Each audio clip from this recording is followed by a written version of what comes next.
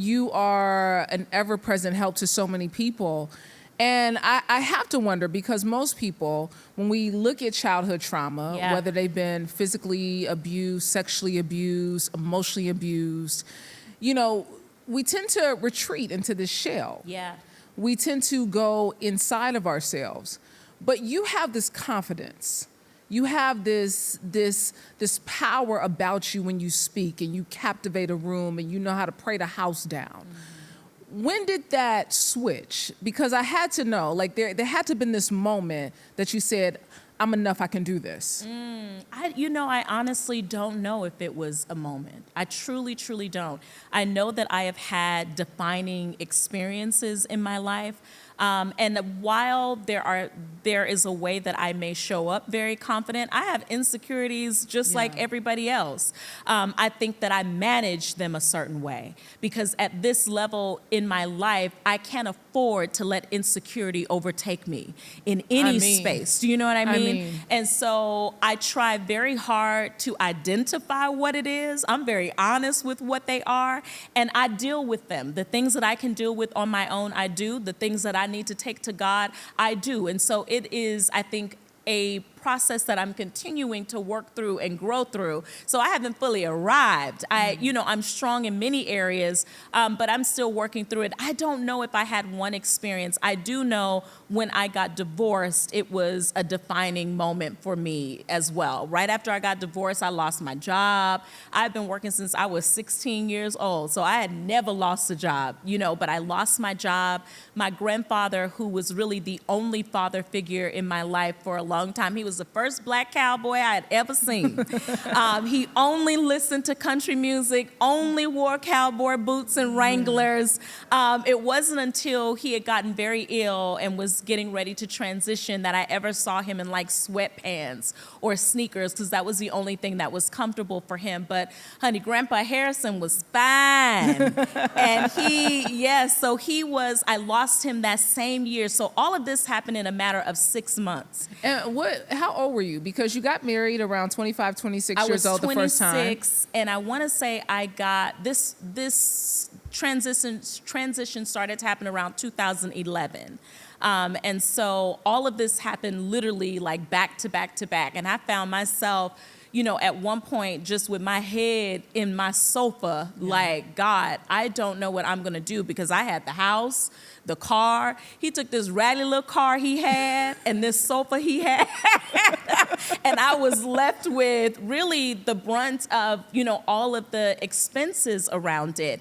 And I learned very early that you have to be financially prepared for divorce, or prepared to shift in a way, because it can really create havoc in your life. I had gone through bankruptcy. Honey, I have seen some of it all. Yeah. I remember driving up to the unemployment office, and I had drove up there 3 times, and every time I got there, I would just break down in my car, like, I can't go in. I can't do it. I can't do it. I was like, how in the world am I here? And again, not arrogance, but in my mind, I'm like, I did all the things I was supposed to do. I went to school. I, work hard. How am I in this position? And I remember calling a girlfriend of mine, Tanil.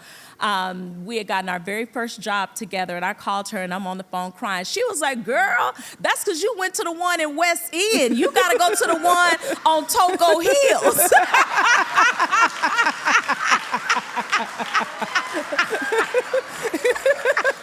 You ain't go to the right one. She said, girl, you ain't go to the right one. You went to the one that made you feel sad. You got to go to Toco Hills when you see them other people in there too. Child, I got myself together, went on over to Toco Hills. And filled out that paperwork. And filled out that paperwork and got my little coins that I was supposed to get. I remember being in there, though, and the guy who was like doing the sessions for us was like, oh, don't worry, you'll be back. And I said, be back? The devil is a liar. But even with that, there is no shame associated to it. It's life. Sometimes you lose jobs. Sometimes you lose cars. Sometimes you lose houses. Sometimes you go through bankruptcy. Sometimes divorce is a part of the equation, but it does not define you. It is a moment in your life. You know what I mean? A moment in your life that causes you to learn whatever lessons you need to learn. You get on up and you move on your way. Yeah. Ain't been back to Toco Hills in Jesus' name. They ain't even Amen. open no more. I mean, you from Toco Hills to now. From Toco Hills now, honey, baby, you be too fly. Listen, we always looking to see what you wearing on Sunday. You know, we be looking for the spin around in the bag. Y'all be checking.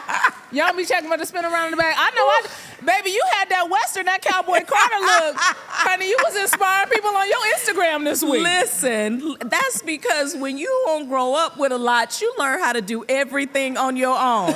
I knew how to braid. I still fix my own braids. I didn't do it today, but I'll do my own makeup. I know how to dress myself, but that's because you had to figure out how to put it together. Yeah. I didn't have another choice when we were doing the microwave ponytails. Y'all remember that? Baby, with the rollers. The rollers, honey. The rollers in the microwave. My brother won't let me live down that bun I had, baby.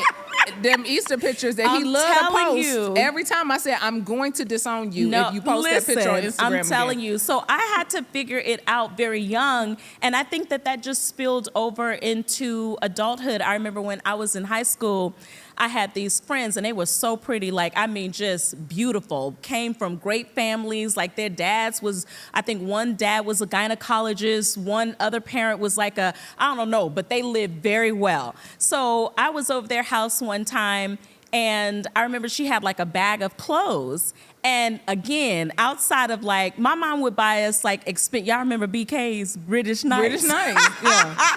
So she would buy us one pair of sneakers that might have been expensive. We might have got an Easter outfit. We might have got something for the 4th of July and Christmas. So everything else, you had to kind of figure it out.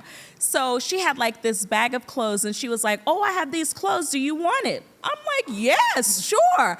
I will never forget, it was like the first time I had like a label. I kid you not, outside of sneakers, a label. And it was Banana Republic. Oh. It was some... Oh, come on. That's from the 90s, yes, baby. You was real fly. Already know. Yeah. So I had, there were some khaki Banana Republic pants and a Banana Republic V-neck that had like the little, logo on it. So I proudly had to put that Banana Republic outfit on. And we got in front of some other friends and she was like, ooh, girl, you look so cute in my outfit. Ooh, child. And I said from that day forward, I don't care if it's a trash bag. Yeah. Ain't nobody gonna say, you look cute in my outfit. I'm gonna make it work. So a lot of what people see now, again, is really just transition from childhood. With that Western dress, I purchased the dress but didn't realize how short the dress was. So I knew I couldn't wear it to church, so I had to figure out what I needed to do. So I had left a tulle skirt in my office a couple of weeks before we had something. I had tulle skirts that I had ordered, and I just added the tulle skirt under it, put some boots on, and went on my way. I was like, okay, it'll work. But it's something about just being able to quickly figure out how to put something together that I think came from just growing up. If that blessed you, trust me, you've only scratched the surface. There's so much more wisdom, truth, and transformation waiting in the full conversation. Click the link in the caption below to watch the entire interview. And don't forget to like, comment, and subscribe so you never miss an episode of Vault Empowers Talks.